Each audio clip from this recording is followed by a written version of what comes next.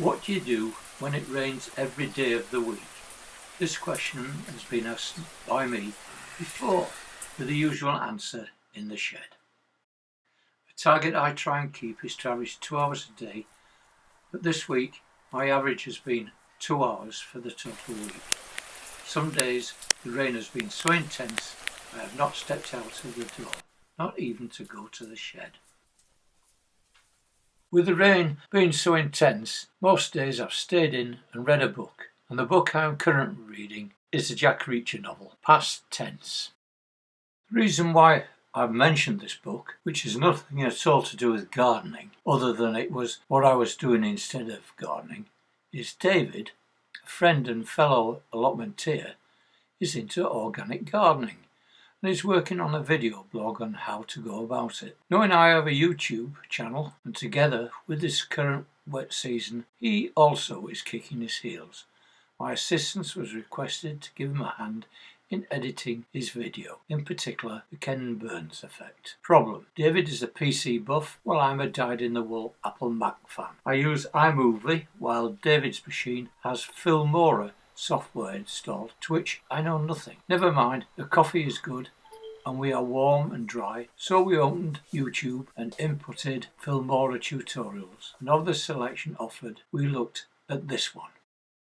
You may have recognised this intro as a simulation of an intro to an Indiana Jones film. Back to the Jack Reacher novel. While reading the narrative, fixed in my mind was, could I do that intro in iMovie?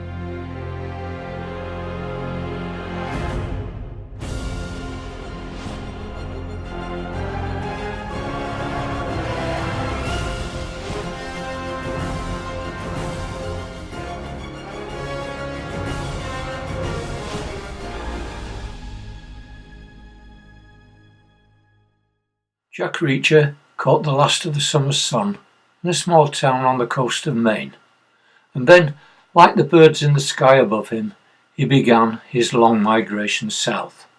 But not, he thought, straight down the coast. Instead, he decided on a diagonal route, south and west, from the top right hand of the country to the bottom left.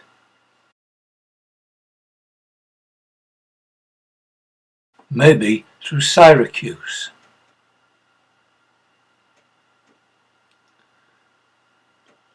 and Cincinnati, and St. Louis, and Oklahoma City, and Albuquerque, and onward all the way to San Diego. It would be an epic road trip, and one he hadn't made in years. He was looking forward to it. He didn't get far. I repeat, this has nothing to do with gardening, but it is raining, and producing this intro provided me with valuable training and experience in video editing, which I could pass on to David. And what better time is there? I did visit the allotment to check on its state and to harvest fresh vegetables for our daily meals. And some days it was wet, and other days it'd be dry. And on the dry days I would walk to the plot and exercise the dog.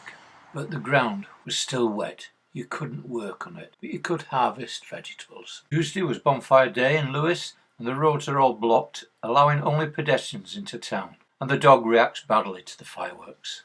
Another section of training I require is in the use on site of my external mic, which has a micro recorder built into the handle. It was a present for my birthday last year, 2018, and it's called a Zoom HN1. Sound recordists recommend a microphone should be positioned no further than 3 feet away from the subject to speak. The recorder is easy to use, but what I require is to get into the habit of using it, mainly establishing a routine.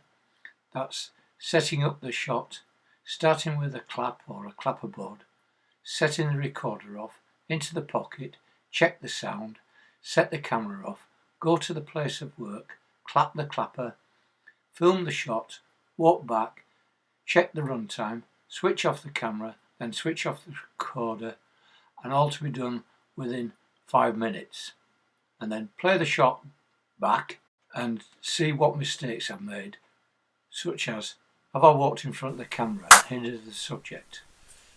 Test shot 1.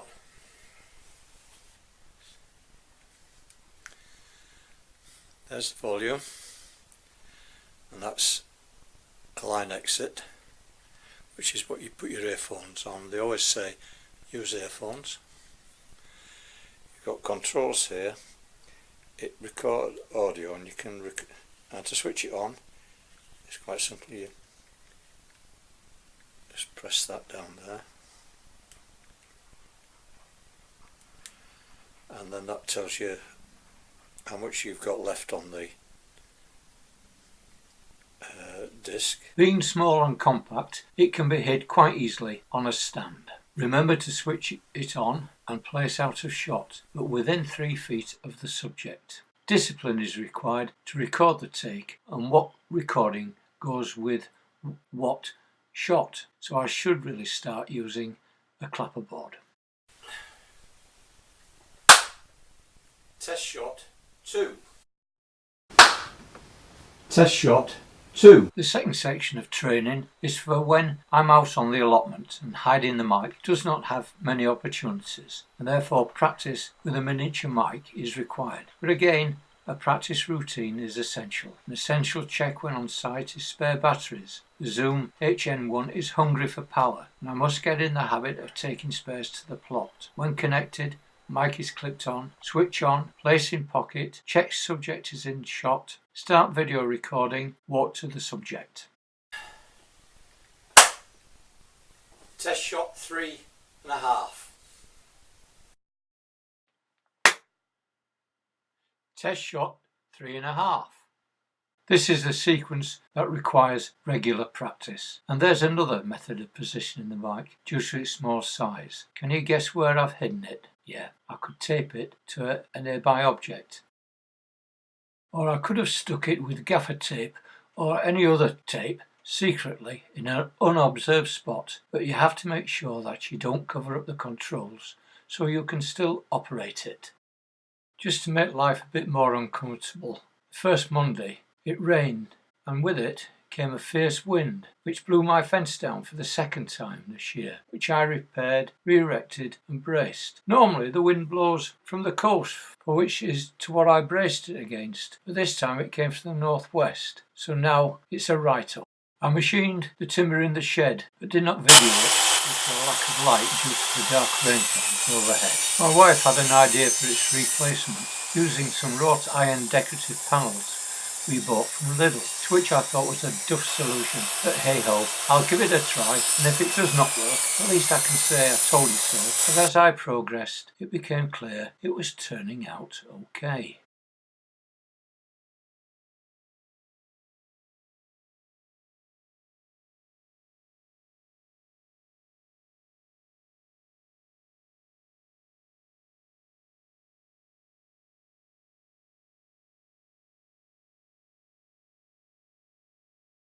I carved in mason's marks on the bottom rail so I can identify left and right when I match up with the top rail panel slots. For photographic purposes, I dry brush the marks so you can see them. To pencil them in would be akin to looking for a black cat in a coal cellar when I've painted the rail black.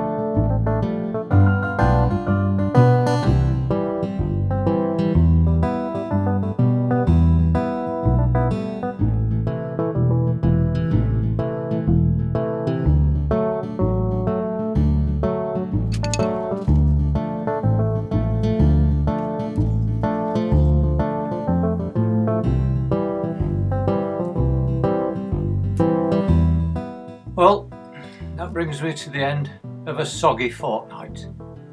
It's rained a lot, but it's given plenty of opportunity to practice and hone my video skills. I hope it brings in some interesting comments and questions as well. If not done so, please subscribe to my channel, and when subscribing, please do remember to press on the little bell to get an alert every single time I upload a new video. Thanks very much for watching, take care and bye!